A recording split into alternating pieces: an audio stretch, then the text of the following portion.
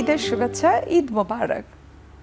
ঈদ শব্দটার মধ্যেই না একটা শুভ্রতা কাজ করে, একটা ভিন্ন রকমের না স্বস্তি কাজ করে। অর্থাৎ ঈদ মানেই হচ্ছে শৈশবের আনন্দ, ঈদ মানেই হচ্ছে ভিন্ন রকমের এবং আনন্দের কিছু স্মৃতি। আজ আমরা এই ঈদের স্মৃতিগুলো শোনার চেষ্টা করব তিনজন প্রিয় মানুষ, তিনজন প্রিয় চিকিৎসকের কাছ থেকে। দর্শক, আপনারা দেখছেন এখন টিভির ঈদের বিশেষ আয়োজন সেবায় আনন্দ, প্রেজেন্টেড বাই এরিস্টা ফার্মা লিমিটেড। আমাদের সঙ্গে যে তিনজন অতিথি রয়েছেন, আমরা গল্পগুলো শোনার আগে পরিচিত হয়ে নিচ্ছি আমাদের সেই অতিথিদের সঙ্গে। আমাদের সঙ্গে রয়েছেন অধ্যাপক ডক্টর মোহাম্মদ হাফিজুর রহমান, অধ্যাপক মেডিসিন বিভাগ, Dhaka medical college and hospital. এবং আমাদের সঙ্গে আরও একজন অতিথি রয়েছেন, তিনি হলেন অধ্যাপক ডক্টর শানু শর্মিন মুন্নি, অধ্যাপক মেডিসিন বিভাগ, ঢাকা মেডিকেল কলেজ ও হসপিটাল। এবং আমাদের সঙ্গে আরও একজন অতিথি রয়েছেন, তিনি হলেন ডক্টর মোহাম্মদ ফাইজুর রহমান ফাহিম, সহযোগী অধ্যাপক মেডিসিন বিভাগ, ঢাকা মেডিকেল কলেজ ও হসপিটাল। আপনাদের তিনজনকে ঈদের শুভেচ্ছা এবং ঈদ মোবারক। আমার মনে হয় আমাদের গল্পগুলো শোনার আগে বা ঈদের যে আনন্দগুলো রয়েছে সেগুলো তো আমরা শুনবো, তার আগে আমার মনে হয় বলা উচিত আপনাদের তিনজনকে ভীষণ রকমের দেখতে ভালো লাগছে, ভীষণ রকমের সুন্দর পোশাক পরেছেন। অনেক ধন্যবাদ। ধন্যবাদ, অনেক ধন্যবাদ। আমি প্রথমে আমাদের ডক্টর শানু শর্মিন মুন্নি, আমি ডক্টর মুন্নি বলি, আপনাকে সম্বোধন করব। আপনার কাছে প্রথমেই একটু জানবো, যেমন ঈদ আসলে কিন্তু আমরা একটা কমন একটা গান কিন্তু টিভি মিডিয়া বা সোশ্যাল মিডিয়াতে আমরা শুনতে পাই যে স্বপ্ন যাবে বাড়ি। আপনার কাছ থেকে একটু জানবো যে স্বপ্ন কি আপনার বাড়ি যাচ্ছে? ধন্যবাদ। আর সবার প্রথমে আপনাকে এবং দর্শক যারা আছেন সবাইকে ঈদ মোবারক জানাচ্ছি আমার পক্ষ থেকে। আমার প্রতিষ্ঠান ঢাকা মেডিকেল কলেজ ও হাসপাতাল, যেটি কিনা সদ্য স্বাধীনতা পুরস্কার পেয়েছে, সেই প্রতিষ্ঠানের পক্ষ থেকে এবং অ্যাস্টো ফার্মার পক্ষ থেকে এবং এখন টিভির পক্ষ থেকেও। যাই হোক, আসলে ঈদ মানেই বাড়ি যাওয়া, এটা যেন অনেক আগ থেকেই ঈদ এবং বাড়ি যাওয়া অঙ্গাঙ্গিভাবে জড়িত বলতে পারি। তবে ছোটবেলায় যেরকমটি ছিল এখন আসলে পরিবর্তন হয়েছে, সেটা হয়তো পেশার কারণেও। সবসময় ঈদে বাড়ি যেতে পারি সেটা আমি বলবো না, বা এবারও পেরেছি সেটাও নয়। ইচ্ছেটা থাকে, খুব যে মিস করি তাও কিন্তু নয়। একটা ছোট্ট ঘটনার কথা বলি, যেমন ঈদের সময় বা ঈদের পরদিন যখন ওয়ার্ডে যাই, তখন দেখা যায় যে রুগীরা সুস্থ হচ্ছে যারা, বা সুস্থ আছে যারা বাড়ি ফিরে যাবে, এই উপলক্ষে যেতে পারেনি, হয়তো কেউ লজ্জা মুখ করে একটু সেমাই খাচ্ছে, কেউ পোটলাপাটলি গুছোচ্ছে যে যাব, কেউ বিদায় চাচ্ছে যে ম্যাডাম বাড়ি যাচ্ছি। সেই আনন্দগুলো না ওই ঈদে বাড়িতে যাওয়ার যে আনন্দ, সেগুলোকে ছাপিয়ে যায়। অতএব যেতে পারি বা নাই পারি, কিন্তু আনন্দটুকু থাকে, সেটা যেই ফর্মেই হোক না কেন। একসময় যেতাম, এখন সেটা কমেছে। আর আরেকটা ব্যাপার আমি বলবো যে এখন বাড়ি না গেলেও ঢাকার একটা জিনিস খুব উপভোগ করি, সেটা হচ্ছে জ্যামবিহীন একটা শান্ত সুন্দর একটা মিষ্টি ঢাকা। এবং এই ঢাকাটাই না সবাই মনে হয় চায়, যারা ঢাকায় ঈদ করে সবাই কিন্তু এটাই চায় যে আমরা এরকম ঢাকায় সারা বছর দেখতে চাই। একদম, এই জন্য ঈদে বাড়ি না গেলেও এই যে ঢাকার রাস্তায় ঘুরঘুর করি, এটা আমার কাছে খুব বেশি ভালো লাগে। আমার আপনার একটা কথা ভীষণ ভালো লেগেছে যে হয়তো ঈদে বাড়ি আপনি যাচ্ছেন না, কিন্তু আপনার যে রোগীরা রয়েছেন আপনি দেখছেন যে তারা পোটলা রেডি করছে, ব্যাগ রেডি করছে ঈদে বাড়ি যাওয়ার জন্য। এটা দেখার মতো না একটা ভীষণ রকমের প্রশান্তি কাজ করে। ঈদের আনন্দের চেয়ে কম নয় মোটেও। আমি এখন ডক্টর হাফিজুর রহমান, আপনার কাছেও একই প্রশ্ন করতে চাই। একটু যদি বলতেন যে আপনার স্বপ্ন কি বাড়ি গিয়েছে কিনা, কোথায় আছেন এখন? আমি এখন খুলনায় আছি। খুলনা আমার নিজের বাসা, আমার শৈশবকাল, আমার কলেজ পর্যন্ত বেড়ে ওঠা খুলনায়। তারপর আমি ঢাকায় চলে আসি গ্রাজুয়েশনের পরে। এখন ঢাকা মেডিকেলে আমারই মেডিকেল কলেজ, এখানে আমি কাজ করছি। আমার খুব ভালো লাগার একটা জায়গা ঢাকা মেডিকেল কলেজ। এখানে আমি ঢাকা মেডিকেলের প্রতিটা কর্নারের প্রতিটা জায়গায় কিন্তু আমি খুব স্বাচ্ছন্দ্য বোধ করি, আমি খুব গর্ববোধ করি। আমি একই সাথে খুবই নিজেকে আশ্বস্ত এবং সুখী মনে করি যখন আমি ওয়ার্ডে রুগীদের কাছে যাই। আমি যদি দেখি যে একটা রুগী হাসছে এবং বলে স্যার আমি ভালো হয়ে গেছি, এর থেকে আসলে আমাদের আর একজন চিকিৎসক হিসেবে পাওয়ার কিছু নেই। এই পাওয়ার আনন্দ কিন্তু ঈদের আনন্দ থেকে কোনো অংশে কম না, কারণ ঈদ কিন্তু সবার মুখে হাসি ফোটায়। তেমনি চিকিৎসার মাধ্যমে একজন চিকিৎসক কিন্তু এই রোজার মাসে অক্লান্ত পরিশ্রম করেও আমরা রোগীর মুখে হাসি ফোটাই। রোজাটা এমনই একটা জিনিস যেটা এমনই একটা প্রভাব ফেলে, মনে হয় যে সব কিছুকে লণ্ডভণ্ড করে আমার সেই অতীত আকাঙ্ক্ষাকে আমাকে অনেক বেশি জাগিয়ে তোলে। আমি স্বপ্ন বুনতে থাকি প্রথম রোজা থেকেই, কীভাবে আমি বাসায় যাব। অনেক প্রিপারেশন, অনেক কিছু করেই রোগীগুলোকে সামাল দিয়ে বাসায় যাই। যাওয়ার পরে যেটা এখন আমি করছি, আমার যে ছোটোবেলার যে বন্ধুরা ঈদ শেষ করে নামাজ পড়ার পরে এই যে কোলাকুলির মাধ্যমে খুব মজা করা এবং একটা আলাদা ল্যাঙ্গুয়েজে কথা বলা, যেটার মধ্যে কোনো ফর্মালিটি নাই, যেটার মধ্যে কোনো বাধা এটা নেই। কিন্তু না ভীষণ মজার একটা বিষয়। যেমন আমার দেশের বাড়ি কিশোরগঞ্জ, যখন প্রফেশনাল লাইফের বাইরে আমার পরিবারের সাথে আমি কথা বলছি তখন কিন্তু সেই কিশোরগঞ্জের ভাষাতেই কিন্তু কথা বলে, এবং এটার মধ্যে যে প্রশান্তিটা কাজ করে আমি জানি না, আমার কাছে ভীষণ রকমের ভালো লাগে এবং আমি খুব প্রাউড ফিল করি। সব কৃত্রিমতার ঊর্ধ্বে উঠে যাই বলতে পারি না? Exactly. আমি আসলে কি রোজাকে এইভাবে ফিল করি যে রোজা শুধুমাত্র আমাদের শরীরকে সেট করে না, আমাদের মনকে এমনভাবে সেট করে দেয়, এবং আমাকে সেই মনে হচ্ছে যে সে অতীত জায়গায় এতদিন আমি আমার এই 50 দশক জীবনে যে অ্যাচিভমেন্টটা, তার থেকে একদম অতীত সেই 5 বছর অ্যাচিভমেন্ট আমাকে নিয়ে যায়। 5 বছরে যেমন ছিলাম সেরকমই একটা হয়ে যায়, মনে হয় না যে কেউ আমার আছে, আমি আমার মতো করে আমি কথা বলছি, আমার মতো করে আড্ডা মারছি, রাস্তায় ঘুরছি, অনেক বড়রা আসছে, সবাইকে সম্মান করছি। এই যে জায়গাটা এত সুন্দর তৈরি হয়ে গেছে আমাদের, এবং আমি এটাকে ভুলতে পারি না। কিন্তু একই সাথে কিন্তু আমাদের এখানে অনেক মানে দুঃখের ঘটনাগুলো আছে, সুখের ঘটনাগুলো আছে, সেগুলো আমরা শেয়ার করি। যেমন আপনি জানেন যে একজন চিকিৎসক হিসেবে যখন আমরা আমাদের লোকাল অঞ্চলে যাই বা তখন আসি, তখনও কিন্তু অনেক মানুষ ছুটে আসে একটু সাহায্যের আশায় বা একটু চিকিৎসার আশা অথবা একটু ইনফরমেশন আশায়। তো আমরা ঢেকি সঙ্গে গেলেও ধান ভাঙে। তো আমরা যতই চেষ্টা করি না কেন, আমি আমার আগের জায়গায় এই গল্পটা আমি আরো বিস্তারিত জানবো, আরো ডিটেলস জানতে চাই আপনার কাছ থেকে, তিনজনের কাছ থেকে শোনার চেষ্টা করবো। ডক্টর ফাহিম, আপনি যদি বলতেন আপনার ঈদ কেমন যাচ্ছে? প্রথমে এখন টিভির সকল দর্শকদেরকে ঈদ মোবারক। যেটা হচ্ছে যে ঈদ ভালো যাচ্ছে, অসুবিধা নেই। আর বাড়ি যাওয়ার ব্যাপারটা বললেন, তো বাড়ি যাওয়ার ব্যাপারটা হচ্ছে ছোটবেলায় বাড়ি যেতাম। আমার দেশের বাড়ি আসলে ময়মনসিংহ। যখন দাদা দাদি জীবিত ছিলেন তখন রেগুলার বাড়িতে যাওয়া হতো। আমাদের একটা ট্র্যাডিশন ছিল যে আমরা একটাই ঢাকায় করতাম। আমি একটু মাঝখানে বলি, তার মানে ডক্টর ফাহিম আমার কাছাকাছি অঞ্চলের মানুষ। জি, আমার একটা ঈদ ঢাকায় হতো, একটা ঈদ আমরা বাড়িতে করতাম। তো বাড়িতে যাওয়ার যে ব্যাপারটা থাকতো, যে ঈদ আমরা বাড়ি যেতাম সেটার একটা আগাম প্রস্তুতি চলতো। অবশ্যই সেটা একটা সুখানুভূতি, ভালো লাগার একটা ব্যাপার যে দাদির বাড়িতে যাচ্ছি। আর দাদির বাড়িতে যেটা হতো যে ঈদটা যেহেতু দাদির বাড়িতে যেতাম, চাচারা সবাই আসতেন, চাচাতো ভাই, ফুফাতো ভাই, সবাই মিলে ঈদ করার যে আনন্দ, সেটাকে আমি অবশ্যই মিস করি। দাদা দাদি আল্লাহর কাছে চলে গেছেন, অনেকদিন হয়েছে, এখন খুব বেশি একজন কেউ থাকেনও না।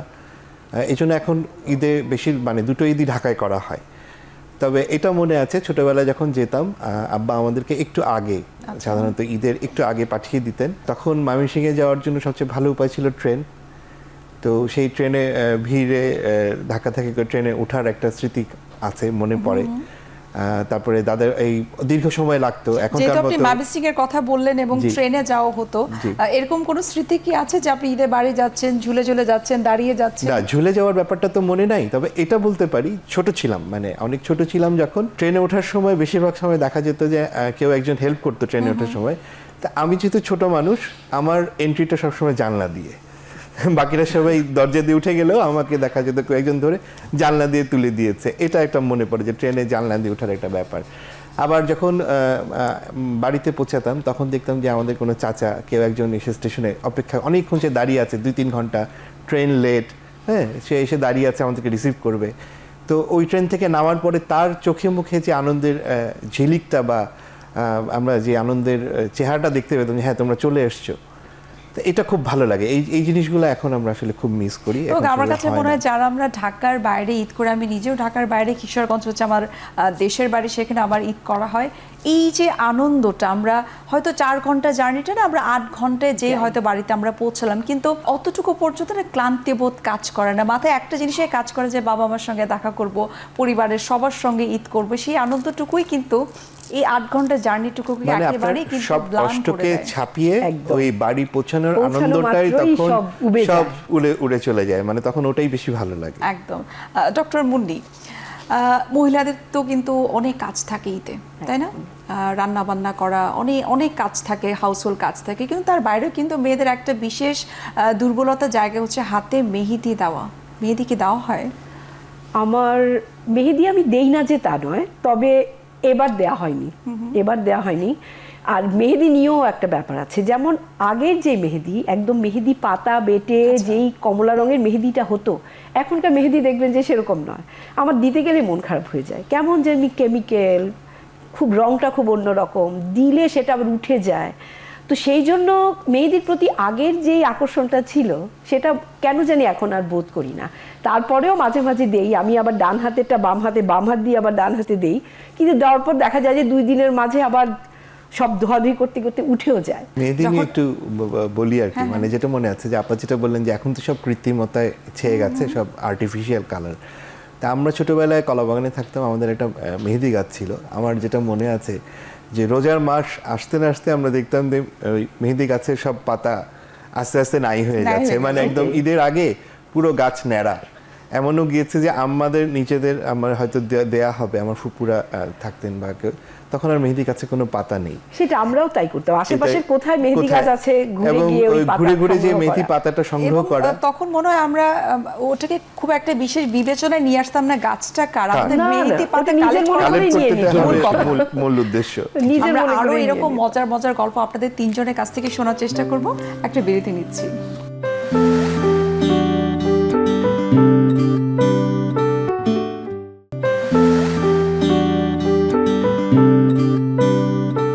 বিরতির আগে আমরা অনেক মজার মজার গল্প শুনছিলাম, মেহেদির গল্প শুনছিলাম। ডক্টর হাফিজুর রহমান, আপনার কাছে একটু জানবো, একটা সময় কিন্তু ছিল যে যখন আপনি সালামি নিতেন, এখন নিশ্চয়ই সালামি দিতে হয়, এটা কি কষ্ট নাকি আনন্দ, কোনটা বলবো? এটা কষ্টের না, ভীষণ আনন্দ, ভীষণ আনন্দের একটা ব্যাপার। মানে আসলে সালামিটা এরকম যে আমি যে এখনো সালামি নিই না তা না, এই বছর আমি সালামি পাইনি, এটা আমার খুব কষ্টের একটা খুবই কষ্টের জায়গা, সেটা আমি বলবো। তো সাধারণত কিছু আমার প্রতিবেশী ছেলে মেয়ে, আমার নিজস্ব ছেলে মেয়ে বা আমার ভাগনা ভাগ্নি সবাইকে আমরা সালামি দিই, বন্ধু বান্ধবের ছেলে মেয়ে তাদেরকে সালামি দিই। কিন্তু প্রতি বছরের শুরুতে যেটা হতো যে যেটা আমি ঈদের নামাজ পড়লাম এবার, কিন্তু নামাজ পড়তে যে দেখা গেলো যে আমাকে কেউ কিছু বলছে না। যেটা হয় যে আমাকে বলতো মামুন, আমার ডাকনাম মামুন, মামুন তোর পাঞ্জাবিটা ভালো হয়েছে, তুই তো ভালো করে টুপি পরিসনি, তুই কি গোসল করছিস সকালে ঠিক করে? তো এভাবে বলতো, বা তোর আজকে তুই কি নতুন জুতো কিনিসনি, আমার বলিসনি কেন? আমি এই কথাগুলো আমার মায়ের বলছি। আমার মা গত বছরও ছিলেন, এবছর মা নেই, মা মারা গেছেন। আমরা এবার আমার মা বিহীন ঈদ করছি। যেটা হতো যে আমি এবার ঈদের নামাজ পড়তে যাচ্ছি, কেউ আমাকে খুচরো টাকা দেয়নি, খুবই সামান্য কিছু টাকা, 10 টাকা বা 20 টাকার নোট, যেহেতু উনি গৃহিণী, উনি আমার হাতে দিলে টাকাগুলো নিয়ে যেতাম। কিছু মসজিদ, মা বলতো কিছু টাকা তুই খাস, কিছু টাকা মসজিদে দিস। তো এই যে অনুভূতি, এটা খুবই কষ্টের, আবার এটা খুবই আনন্দের যে আমার মা তো আমাকে অনেক কিছু শিখিয়ে দিয়েছে, যে মার থেকে শিখেছি কীভাবে সালামি দিতে হয়। তো আমি আগের সালামি দিতে যতটুকু না আনন্দ পেয়েছি, এবার ঈদে আরও বেশি আনন্দ পেয়েছি, আনন্দের দ্বিগুণ হয়েছে যে আমি দিচ্ছি না, আমার মার পক্ষ হয়েও দিচ্ছি। আমার বারবারই মনে হয় যে ঈদটা একটু ভিন্ন আঙ্গিকে হয়েছে, সব কিছুতেই মনে হচ্ছে যে না, আমি আরও ভালো করে আনন্দ করি। আমার মা যে কাজগুলো করতেন সেই কাজগুলো করেছি, সবাইকে খাওয়ানো। এবং আমরা ঈদ মানে সেমাই, ঈদ মানেই লাচ্চা, ঈদ মানেই সকালবেলায় আরও কিছু খাওয়া, সে জায়গাগুলো আমরা আরও সুন্দর করে করেছি। ফলে হয়েছে কি, ঈদটা একটু ভিন্ন মাত্রার করলাম এবার। এবং আমি এই স্বপ্ন তো আগে দেখিনি, যে স্বপ্নটা এবার যাওয়ার আগে দেখলাম। এবং একটা স্বপ্ন বাস্তবায়ন করতে আসলে আমাদের অনেক কষ্ট করতে হয়। আপনি শুরুতে বলেছিলেন যে 4 ঘন্টা জার্নি 8 ঘন্টা 12 ঘন্টা হতে পারে, যত দীর্ঘ হয় স্বপ্ন কিন্তু তত মধুর হয়। তো সেটাই হয়েছে, আমরা অনেক দীর্ঘ পথ পাড়ি দিয়ে বাসায় এসেছি, সব অপেক্ষা করে সুন্দর একটা ঈদ করলাম, এবং নতুন একটা মানসিকতা তৈরি হয়েছে। এবং এই এনার্জি অন্য কোনোভাবেই আনা সম্ভব না, এটা আসলেই সম্ভব না। আমি যতই কাজ করি, ঘরে ফিরে যাই, বিশ্রাম নিই, কোনোভাবেই এই শক্তিটা সঞ্চার হয় না জীবনে। পৃথিবীর কোনো ভিটামিন এই এনার্জি এরকম নাই, কারণ জীবনের শক্তিটা বোধহয় ওখানেই পুঁতে রাখা আছে। আমি ওখানে গেলে আমার শিকড়ের কাছে যেতেই হবে আমাকে, এটা আমি এখনো মনে করি। এবছরও আমি গিয়েছি, আশা করি আমি প্রতি বছরই যাব, যদি মানে আমি সুস্থ থাকি। এবং আপনি কিন্তু শুরুর দিকে বলছিলেন যে যখন বাড়িতে যাওয়া হয় শুধুমাত্র পরিবার পরিজন না, পাড়া প্রতিবেশী, ছোটবেলার বন্ধু, সবার সাথে কিন্তু একই সঙ্গে দেখা হচ্ছে। এই যে আপনি বলছিলেন যে কোলাকুলি করা হয়, তখন কিন্তু আসলে মনে থাকে না যে আপনি এত বড় মাপের একজন ডাক্তার হয়েছেন, চিকিৎসক হয়েছেন, কোথায় আছেন, কার পজিশন কি, তখন কিন্তু না এই বিষয়গুলো আমার মনে হয় কাজ করে। আমি এটাই বলছিলাম শুরুতে, যে এটাই হচ্ছে রমজানের একটা মাধুর্য, এটা রোজার একটা মাধুর্য। আমাকে 50 বছরের আমাকে 5 বছরে নিয়ে যায়। খুব ভালো একটা ঈদ করেছি, এবং আমার সেই ছোটোবেলার আমরা যারা পড়াশোনা করতাম না, একদম ছোটোবেলায় যখন 3 চাকার যে ছোট রিক্সা ছিল আমরা চালাতাম 3 জন মিলে, সেরকম 4 জন বন্ধু আছে এখন আমার। সেই 4 জন বন্ধুদের মধ্যে আমাদের কোনো মানে কোথাও কোনো সেন্সর নাই কথাবার্তা বলার, মনে হয় আগের মতো সেই শর্টস প্যান্ট পরা একটা স্যান্ডো গেঞ্জি পরে যে আড্ডাটা মারতাম আমরা ধুলোবালির মধ্যে, ঠিক সেইভাবে আড্ডা মেরেছি আমরা। এবং আপনি যে সালামির কথা বলছিলেন, সেই সালামির পরিমাণটা যদি আমরা বলি সেটা কিন্তু 5 টাকা, 10 টাকা, 20 টাকা, এবং এটাই মনে হয় ভীষণ রকমের আমাদেরকে আনন্দ দিত। অনেক অনেক অনেক বেশি। মানে আমরা এখন যেহেতু একটা পেশার একটা অনেক উপরে উঠে গেছি, এবং আমাদের কাছে এই টাকাটা কোনো টাকার মধ্যে পড়ে না, 5 টাকা 10 টাকা কোনো টাকা না, কিন্তু এইটাই মনে হয় কত কিছু। এবং আমার মনে হয় আজকালকার যুগের বাচ্চাদের না আমরা সালামিটা এভাবেই আমাদের আসলে দেওয়া উচিত, যে সালামি মানেই হচ্ছে যে এই 50 টাকা 100 টাকার বেশি কখনো এটা আসলে এটার সাথে যে স্নেহটুকু মিশে আছে, যে ভালোবাসাটুকু, এটাই হচ্ছে সবচেয়ে বড় জিনিস। যে কেউ হিসাব করলো না যে আমি 10 টাকা পেলাম না 10,000 টাকা পেলাম, কিন্তু পেলাম, এই জিনিসটাই আসলে অনেক বড় জিনিস। আরেকটা জিনিস হচ্ছে যে ওই মানে ঈদের সালামি সবচেয়ে যেটা ভালো লাগতো সেটা হচ্ছে যে কচকচে নতুন নোটটা। আমি না এই প্রশ্নটাই না করতে চেয়েছিলাম, একেবারে যে কচকচে নতুন, কিভাবে নিয়ে থাকেন। হ্যাঁ, কচকচে নতুন নোটটার যে ঘ্রাণ এবং সেটা পাওয়ার যেটা আনন্দ, এটা আসলে এখন তো বড় হয়ে গেছে, এখন আসলে সালামি সেভাবে পাওয়া যায় না, হয়তো কিছু কিছু পাই অল্প, আমাদের যারা মুরব্বী আছেন তারা হয়তো দেই। এখন সেই কচকচে নোটের জন্য যেটা করতে হয়, আমার কিছু ব্যাংকার বন্ধু আছে, তাদেরকে ফোন করি যে বাবা, ব্যাংকার বন্ধুদেরকে বলি 5 টাকা 10 টাকা 20 টাকার নোট আমার জন্য রেখে দিবি, অনেক সময় তারা ম্যানেজ করতে পারে না, এটা হয়। আর আরেকটা হচ্ছে যে ওই অ্যামাউন্টের কথা বললেন, অ্যামাউন্ট নিয়ে একটা গল্প বলি। আমার একেবারে ছোটবেলার কথা এটা, যখন প্রথম ঈদে একবার সালামি পেলাম, সাধারণত তখন তো 5 টাকা 10 টাকাই, তো একবার এরকম সালামির পরিমাণটা হয়ে গেল 20 টাকা। তো ছোটবেলা আমাদের একটা জিনিস ছিল কি, আমি খুব বেশি যে দোকানে যে কেনাকাটা করা বা এরকম অভ্যাসটা ছিল না, বাবা মাই বেশিরভাগ করে দিতেন। তো ওই সময়কার 20 টাকা মানে হচ্ছে বিশাল ব্যাপার। এখন ঈদের দিনের 20 টাকা এটা কিভাবে খরচ করব। অনেক কিছু কেনাকাটা হয়ে গেছে, চুইংগাম কেনা হয়ে গেছে, চকলেট কেনা হয়ে গেছে, আইসক্রিম খাওয়া হয়ে গেছে, 20 টাকা তো শেষ হচ্ছে না এখন।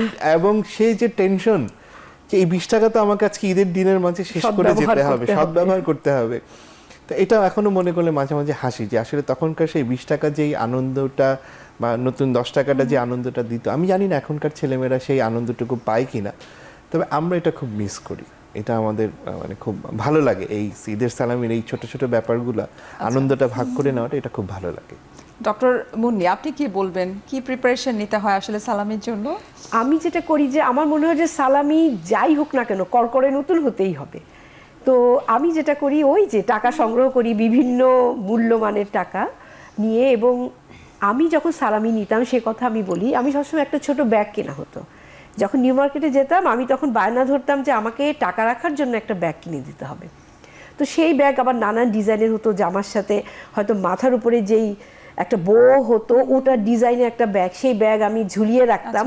তারপরে সেই সালামি নিয়ে আমি ব্যাগের মধ্যে ভরে, রাতে যখন আনন্দ মেলা শেষ হয়ে যেত, আমার মনটা খানিকটা বিষণ্ণ, ঈদ শেষ হয়ে গেছে, তখন আমি ওই সালামির প্যাকেট, ওই ব্যাগটা উপুর করে ধরে ওই কচকচে টাকাগুলো গোনাগুনতি করতাম। তখন মনে হতো যে আবার কখন আসবে ঈদটা, কেন শেষ হয়ে গেল। এই সালামিগুলো নিয়ে আমাদের কাজিনদের মধ্যে একটা মজার ব্যাপার ছিল, আমরা মাঝে মাঝে সেটা নিজেরা আবার গিয়ে বেড়াতে গিয়ে খেতাম। সেটা মানে সবাই মিলে শেয়ার করার, যেটা যে সালামিটা পেয়েছি এইভাবে করি, সেই ব্যাপারটা ছিল। আমার না এটাই খুব জানতে আগ্রহ হচ্ছে যে আমরা মেয়েরা তো আসলে অনেক ধরনের প্ল্যান প্রোগ্রাম করি, যে কানের দুল কিনবো, লিপস্টিক কিনবো, চুড়ি কিনবো। ছোটবেলা তখন কি আসলে কি মনে হতো যে সালামির টাকা দিয়ে আমি প্রথম এই জিনিসটা আমি কিনতে চাই? সেটা তো একটা থাকতোই যে নিজের শখের জিনিস। আর আমি খুব গল্পের বই পাগল ছিলাম বলে আমার গল্পের বইয়ের জন্য একটা বাজেট থাকতো ওখান থেকে। আর যেটা ওই যে বললাম, সবাই মিলে কিছু খাওয়া দাওয়ার আসলে আবেদন সারা জীবনেও শেষ হবে না, ছোটকালেও ছিল এখনো আছে। সবাই মিলে কিছু একটা খাবো গিয়ে, এটাও একটা ভালো লাগতো। সেটা হয়তো খুব সামান্য জিনিস, পাড়ায় কোনো কিছু হলে চটপটিওয়ালা আসতো, তো সেটা ডিম দেওয়া যে চটপটি ছিল সেটার দাম 1 টাকা ছিল, সেটা আমরা খাওয়ার সুযোগ হতো না, আমরা খেতাম 25 পয়সা কিংবা 50 পয়সার। ওই সালামি দিয়ে 1 টাকার ওই যে ডিমের ঝুরি দেওয়া চটপটি আমরা 10 জনে মিলে হয়তো 10 টাকার চটপটি খাবো, ওইটা আমার জীবনে একটা খুব বড় ঘটনা ছিল যে ওই হবে। তারপরে ওই যে বরফ গোলা ছিল, ওখানে আবার একটা ছিল যে যেটা কনডেন্স মিল্ক দেওয়া, সেটারও খাওয়ার সৌভাগ্য হতো না, ওই 10 পয়সা 20 পয়সাতেই সীমাবদ্ধ। আইসক্রিমের নিশ্চয়ই খাওয়া হতো। হ্যাঁ, আইসক্রিমও সেই দুধওয়ালা আইসক্রিম, একটু নারকেল দেওয়া আইসক্রিম, মানে এই উপলক্ষে আমাদের খাওয়া দাওয়ার লেভেলটা একটু বাড়তো, মানে আমরা একটু হচ্ছে যে উঁচুতলার বাসিন্দা হতাম আর কি সেই জিনিসগুলো দিয়ে। আর আমার মনে হয় একটু আমি একটা সালামির- জিনিস হ্যাঁ, বলি, হ্যাঁ, সেটা হচ্ছে ঈদের দিনে জামা কাপড় লুকিয়ে রাখা, যেটা আচ্ছা, যে কাউকে দেখতে দেওয়া যাবে না। সেটা কিন্তু অনেক লম্বা গল্প, সেটা সবার কাছেই শুনবো। আরো একটা বিরতির সময় গেছে, আমরা বিরতি নিচ্ছি।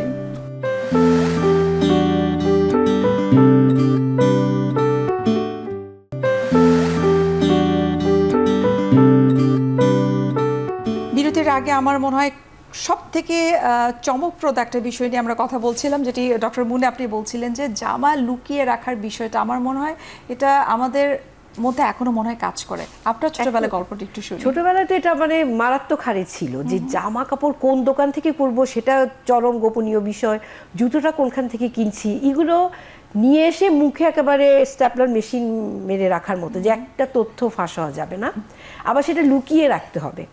কোনো জামা যদি কেউ দেখে যেত তাহলে মানে আমার তো ভীষণ মনটা খারাপ হয়ে যেত যে ঈদের দিন ওই জামা আর পরা যাবে না। এই ইমোশনটা মনে হয় ছেলেদের তুলনায় মেয়েদের মধ্যে বেশি কাজ করে। একদম, জামাও বেশি, জিনিসপাতিও বেশি, এবং লুকিয়ে রাখার ইয়েও বেশি, এবং এটা ফাঁস হয়ে গেলে খুব মানে একেবারে 4 স্তর বিশিষ্ট নিরাপত্তা ব্যবস্থা বলতে পারেন আর কি, যে লুকিয়ে রাখার জন্য।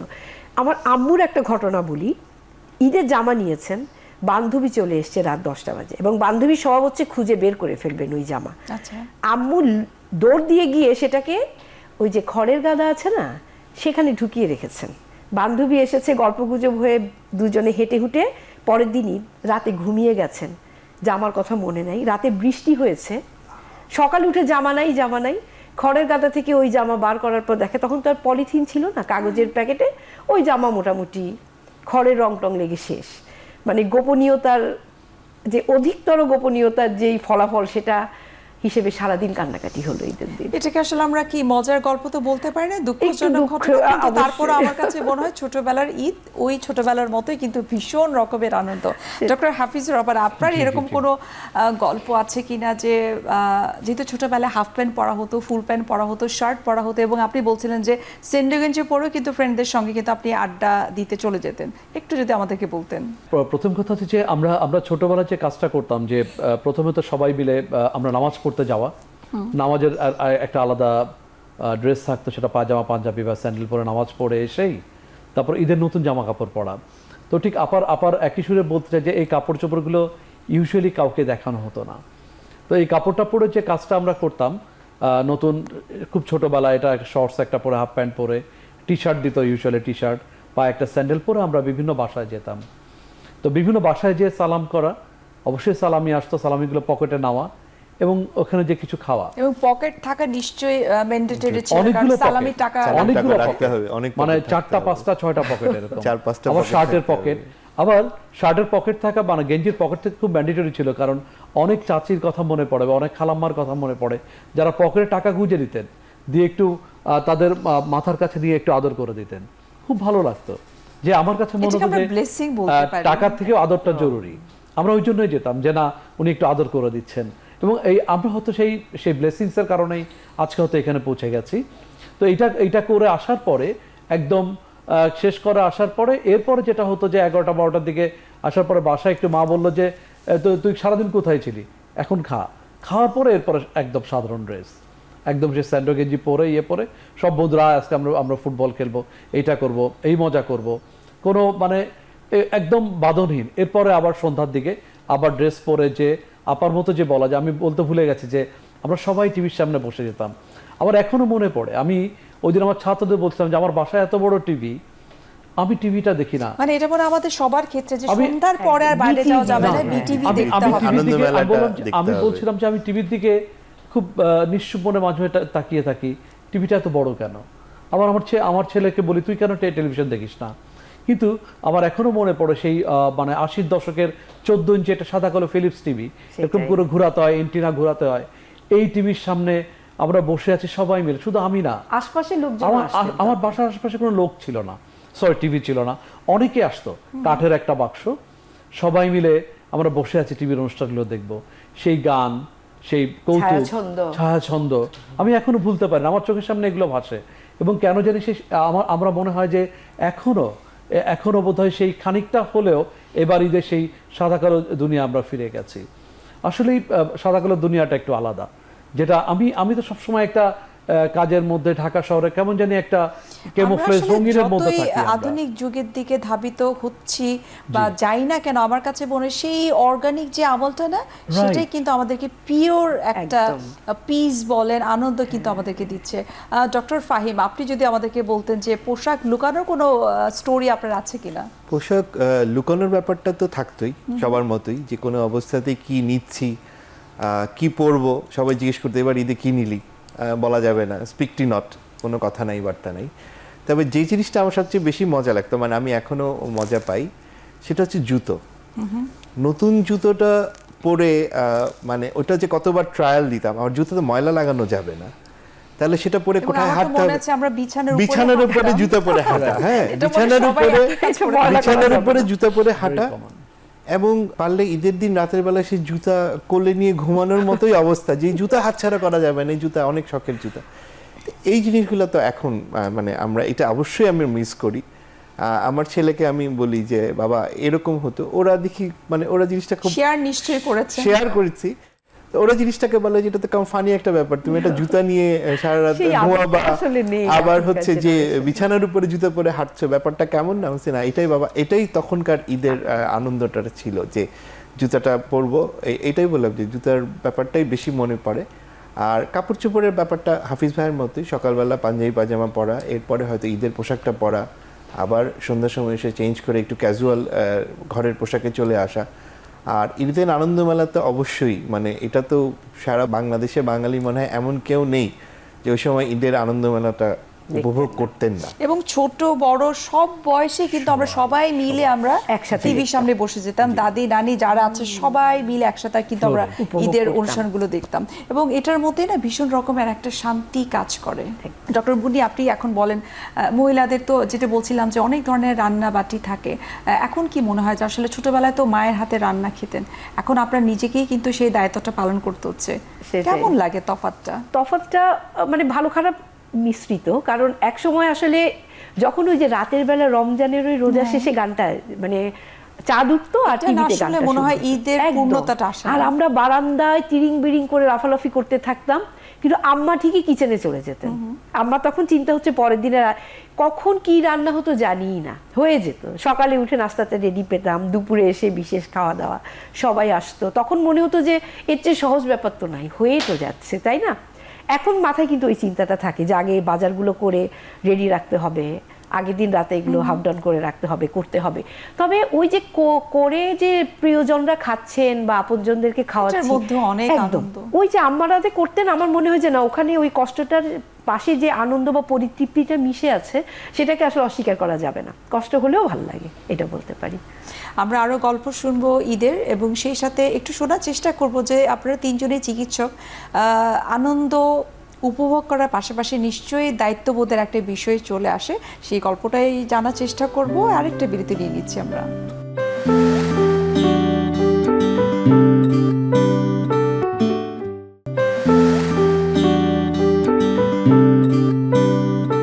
বিরতির আগে কিন্তু আমরা অনেক গল্প নিয়ে চলে এসেছি, সালামির গল্প, খাওয়ার গল্প, কেনাকাটার গল্প, জামা লুকিয়ে রাখার গল্প।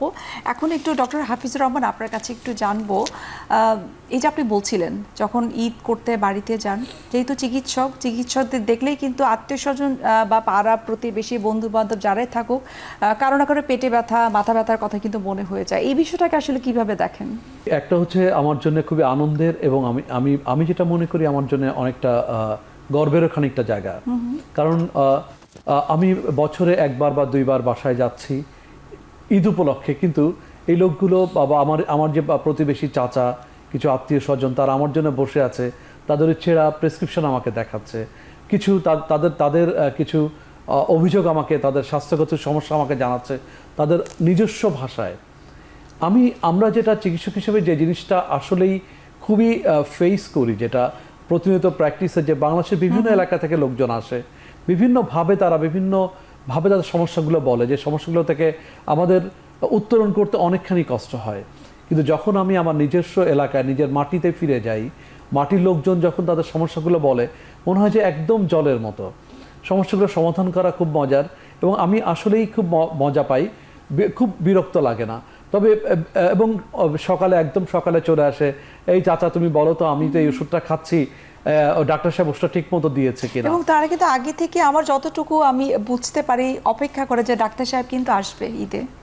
আমাদের জায়গাটা কোন জায়গাটা, যে আরেকজন আমার থেকে হয়তো আরো ভালো একজন ডাক্তার দেখছেন, অভিজ্ঞ ডাক্তার দেখছেন, কিন্তু আমি তাকে বলছি যে ওনার ছেলের মতো, যে আমার ছেলে আমাকে বলছে যে না চাচা আপনি ওষুধটা খান, ভালো হয়ে যাবেন। এই যে আমার যে কথা বলার জায়গাটা, আমাকে খুব একদম, আমি যেটা বলি যে একটা অ্যাস্টিউট ফিজিশিয়ান যারা কোনো কিছু ছাড়াই শুনেই বিধানচন্দ্র রায়ের মতো চিকিৎসা দেওয়া, সেরকম একটা অবস্থা আমরা পৌঁছে যাই। মাথা ব্যথা হচ্ছে, এটা খারাপ কোনো মাথা ব্যথা নাই, আপনি এই ওষুধটা খান, লিখে দিলাম তাড়াতাড়ি। এই জায়গাটা কিন্তু আমাদের দৈনন্দিন জীবনের প্র্যাকটিস থাকে না, অনেক চিন্তা করে, অনেক পরীক্ষা নিরীক্ষার মাধ্যমে তারপর আমরা একটা রোগ নির্ণয় করি। কিন্তু এই যে খুব কাছের লোকের কাছে যাওয়া এবং তাদের কথা শোনা, কথা শুনে আমার মধ্যে থেকে চিকিৎসার যে একটা অভিব্যক্তি বেরিয়ে আসা, এটা একটা আলাদা আনন্দের, যেখানে কিন্তু অনেক কিছু কাজ করে, একটা soul to soul connection. Right. আমরা কিন্তু বারবারই বলি যে চিকিৎসকের কিন্তু অনেকগুলো স্তরে যে চিকিৎসা হয়, চিকিৎসক হন এবং সবচেয়ে উপরের দিকে উইজডম, মেন অফ উইজডম, যে আমি যেটা মনে করি এইটাই রোগ। আমার মনে হয় যে উইজডমের যে জায়গাটা, এটা আমাদের তৈরি হতে কখন তৈরি হবে কিনা জানি না আমার মতে, কিন্তু খানিকটা স্বাদ কিন্তু আমি এবার ঈদে পেয়েছি। আমার মনে হচ্ছে আপনার এইটাই হয়েছে, আপনি এইটা খান, আপনার এটা ঠিক আছে। কারণ অনেকগুলো মানুষ, তাদেরকে এই যে সিদ্ধান্তগুলো দেওয়া, এই দেওয়ার জায়গাগুলো কিন্তু আলাদা একটা মজার। মনে হচ্ছে যে আমি জানি একটা সিদ্ধান্ত জায়গায় পৌঁছে গেছি, একটা পলিসি মেকারের মতো। তো আমরা অবশ্যই বলবো যে এটাও কিন্তু একটা স্বপ্নের একটা অংশ, যে আমার শুধুমাত্র আমরা আনন্দ করছি না, আমি যে একজন চিকিৎসক হয়েছি, একটা চিকিৎসা পেশার একটা জায়গায় অবস্থানে আছি, লোকজন আমার উপর নির্ভর করছেন এবং ওনারা আমার কাছে আসছেন, এসে তারা রেমেডি খুঁজছেন এবং আমি দিচ্ছি। এই জায়গাটা যে ভালো লাগা, এই ভালো লাগাটা কিন্তু একটু অন্য ধরনের ভালো লাগা, এটা সেবাতেই কিন্তু আনন্দ। রাইট। এই যে প্রোগ্রামের রেস্টুরেন্ট ফার্মা লিমিটেড সেবায় যে আনন্দ, এই সেবার আনন্দটুকু কিন্তু আমি 2 দিনে অনেকখানি পেয়েছি, যেটা হয়তো আমি পুরো বছরই কিন্তু পাচ্ছি না। কারণ আপনি খুব ভালো বলেছেন যে আত্মার সাথে যে আত্মার যোগাযোগ, এই যোগাযোগটা কিন্তু এখানে আমরা হয় না। আমরা এখানে বলি র্যাপোর্ট মেইনটেইন করতে, র্যাপো বিল্ড আপ হয়, চোখের সাথে চোখের একটা কানেকশন রোগীর সাথে, ঈদের সম্ভব। আসলে ঈদ অনেক কিছুই করে আমাদের। ডক্টর ফাহিমের কাছে একটু জানতে চাই, এই যে আমরা যতটুকু জানি আসলে ডাক্তার মানেই কিন্তু একটা দায়িত্ববোধ, এবং অনেক সময় দেখা যায় নিশ্চয়ই এমন অনেক ঈদ আপনাকে পার করতে হয়েছে যে আপনি ঈদের পরের দিন হয়তো আপনাকে হসপিটালে ডিউটি করতে হয়েছে, সেই অভিজ্ঞতাটা যদি আমাদেরকে একটু বলতেন। অবশ্যই দায়িত্ববোধ থেকে ঢাকা মেডিকেল কলেজে বেশিরভাগ ঈদেই দেখা যাচ্ছে, যেহেতু আমি ঢাকা ঈদ করি, অ্যাডমিশন থাকে অথবা পোস্ট অ্যাডমিশন থাকে, একবার আসতেই হয়। এটা দায়িত্ববোধের জায়গা থেকেই বলেন বা যেভাবেই বলেন, আসতেই হয়। আসি তো অনুভূতিটা যেটা কাজ করে, যে প্রথম যেটা মনে হয় যখন হসপিটালে পা দিই, তখন মনে হয় আজকে তো আমি ঈদটা পালন করছি অনেক আনন্দের সাথে, বাবা মার সাথে। যেই রোগীগুলো বিছানায় শুয়ে আছে, তাদের দিক থেকে যদি আপনি চিন্তা করেন, তাহলে তাদের ঈদটা তো আসলে অত ভালো যাচ্ছে না, তাই না? সেটা একটা তাদের প্রতি একটা সহানুভূতি বলেন বা যেটা সেটা কাজ করে। আর তারপরেও যদি ঈদের দিন কোনো রোগীকে ছুটি দিতে পারি, বলতে পারি যে হ্যাঁ আপনাকে ছুটি দিলাম, আপনি এখন যান, বাকি ঈদটা করতে পারবেন, তাদের যে হাসি মুখ, সেটা একটা সময়টাতে না রোগীদের কিন্তু আপ্রাণ একটা চেষ্টা থাকে বাড়ি যাওয়ার জন্য, বাড়ি ছুটি নিতে পারি। তো ওইটা যখন দিতে পারি, তখন তাদের যে হাসি মুখ, সেটা একটা বড় আনন্দ দেয়। আর দায়িত্ববোধ এটা তো আছেই, এরকম অনেকবারই করতে হয়েছে। অনেকগুলো ঈদেই দেখা গেছে যে আমাকে হসপিটালে এসে রাউন্ড দিতে হচ্ছে বা চিকিৎসা সেবাটা দিতে হচ্ছে। আর হাফিজ ভাইয়ের সাথে আমি একমত যে ডাক্তার আসলে বলে যে ঢেকি স্বর্গে গেলেও ধান ভাঙে, আমাদের অবস্থাটা তাই। আমাদের ঈদ হোক, অনুষ্ঠান হোক, বিয়ের প্রোগ্রাম হোক, যেখানেই যাই না কেন, কেউ না কেউ হয়তো আমাদের কাছে এসে বলেন যে বাবা, আমার হয়তো আত্মীয় স্বজন বা পরিচিত জনরাই বলেন যে আমার হয়তো এই সমস্যাটা আছে, আমি করবো কিনা। মাঝে মাঝে যে একেবারে খুব খারাপ লাগে তা না, মাঝে মাঝে একটা প্রোগ্রামে এসেছি এখন কেন, তো তারপরে আবার এটাও ভাবি যিনি আসলে আমার কাছে এই সাহায্যটুকু চাচ্ছেন, সেটা কিন্তু তিনি আমাকে আপন মনে করে চাচ্ছেন। এবং আমি যে চিকিৎসক হতে পেরেছি, আল্লাহ তাআলা আমাকে যে এই ব্লেসিংসটুকু আল্লাহর কাছ থেকে আমি পেয়েছি, আমি একজন চিকিৎসক, এটা আসলে আমার একটা দায়িত্বের মাঝেই পড়ে। যে কোনো জায়গায়, যে কোনো পরিস্থিতিতে যিনি আমার কাছে সাহায্যটুকু চাচ্ছেন, তাকে সেই সেবাটুকু দেওয়ার চেষ্টা করা। এবং আমার কাছে মনে হয় যারা চিকিৎসক তারা কখনোই কিন্তু বিরক্ত বা আমার কাছে মনে হয় যে খারাপ লাগাটা মনে হয় তাদের মধ্যে কাজ করে না, সেটা ঈদেই হোক, বিয়ে বাড়িই হোক, যে কোনো প্রোগ্রামেই আপনারা অ্যাটেন্ড করেন না কেন, কেউ একটা প্রেসক্রিপশন যখন চায় তার প্রবলেমের কথা বলে, আমার কাছে মনে হয় আপনারা ডেডিকেটেডলি এই কাজটুকু করে থাকেন। দিয়ে দেওয়ার চেষ্টা করি। চেষ্টা করি। একদম মুনি, যে করো না তা নয়, মাঝে মাঝে হয়তো একটু খারাপ করতে পারি, কিন্তু সেটা প্রকাশ করি না, প্রকাশ সেটা করি না। আর বেশিরভাগ সময় আসলে করে না, মানে করে না, খারাপ লাগে না যে। এবং যেটা আমি বলছিলাম যে ওই ডেডিকেশনটা আমি দেখেছি প্রত্যেকটা চিকিৎসকের মধ্যেই কিন্তু থাকে। ডক্টর মুনি, আপনার অভিমত কি?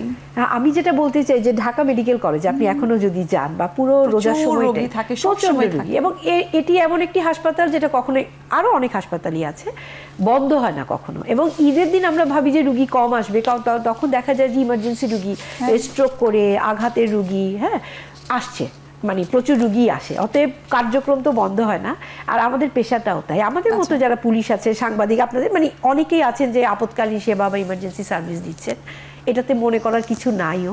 তো আমাকে এই যে গত কত বছরই রুগী থাকলে যেতে হবে, এটার কোনো আসলে বিকল্প নেই, তো তাই না? রুগী ভর্তি হবে আমার ওয়ার্ডে, আমি যাব না, তা কি করে হয়? তো আমিও দেখা যায় সেজে গুজে শাড়ি টাড়ি পাট করে পরে এবং ঠিকই এই চলে গেছি। স্যাক্রিফাইসটা শুধুমাত্র আপনার একার কিন্তু না, আপনার পরিবারের জন্য কিন্তু একটা বিশাল স্যাক্রিফাইস। অবশ্যই। এবং আমার ওয়ার্ডে যারা মিড লেভেলের ডক্টর আছে, জুনিয়র সিনিয়র, তারাও তো যাচ্ছে, মানে এটা একটা ফুল টিম ওয়ার্ক। কিন্তু আবার পরিবারের লোকজন হয়তো বেড়াতে যাবে, ভাবছে না তা ঠিক আছে তুমি গিয়ে দিয়ে আসো। অতএব এটা আসলে শুধু আমার কাজ তা নয়, আমি মনে করি যে এটা আসলে সবাই হেল্প করছে, এটা একটা টিম ওয়ার্ক। হাসপাতালেও তাই, সিস্টাররা যাচ্ছে, ওয়ার্ড বয়রা যাচ্ছে, সব মিলিয়ে চলে চিকিৎসা সেবা চলে। এই যে দুঃখী লোকজন বা এই যে শরীরের কষ্ট নিয়ে, মনের কষ্ট নিয়ে যারা আসে, তাদেরকে কিছু করতে পারা, এটা আসলে নিঃসন্দেহে মানে ওই আনন্দটা না আপনি কিছু দিয়ে আসলে মানে ব্যাখ্যা করতে পারবো না, যে এটা যে টাকা পাবো, প্রশংসা পাবো, এমন কিছু না। এটা এমন মনের কিছু যেটা প্রশান্তিটাই না অনেক কিছু। একদম, শুধু বুঝতে পারবো, ফিল আমরা কিন্তু একেবারে আমাদের অনুষ্ঠানের শেষ পর্যায়ে, আমরা মনে হয় আরো অনেক গল্প ছিল হয়তো আমরা শেয়ার করতে পারতাম, কিন্তু সময় স্বল্পতার জন্য আমাদেরকে এখানে শেষ করতে হচ্ছে। আপনাদেরকে অসংখ্য ধন্যবাদ, এত ব্যস্ততার মাঝেও আমাদেরকে সময় দিয়েছেন এবং আপনাদের ছোটবেলার সেই মজার স্মৃতিগুলো আপনারা শেয়ার করেছেন। এবং সেই সাথে কিছু না কিছু দুঃখের স্মৃতি তো থাকে, কিন্তু সব কিছুকে ছাড়িয়ে কিন্তু আনন্দকে কিন্তু উপভোগ করতে হয়, আনন্দকে খুঁজে নিতে হয়। আবারও ধন্যবাদ জানাচ্ছি আপনাদের সবাইকে। আপনাকে ধন্যবাদ। দর্শক, এতক্ষণ আপনারা দেখছিলেন এখন টিভির ঈদের বিশেষ আয়োজন সেবায় আনন্দ। আজ আমরা এখানেই শেষ করছি, দেখা হবে আবারও আপনাদের সঙ্গে। আবারও ঈদের শুভেচ্ছা জানিয়ে ঈদ মোবারক।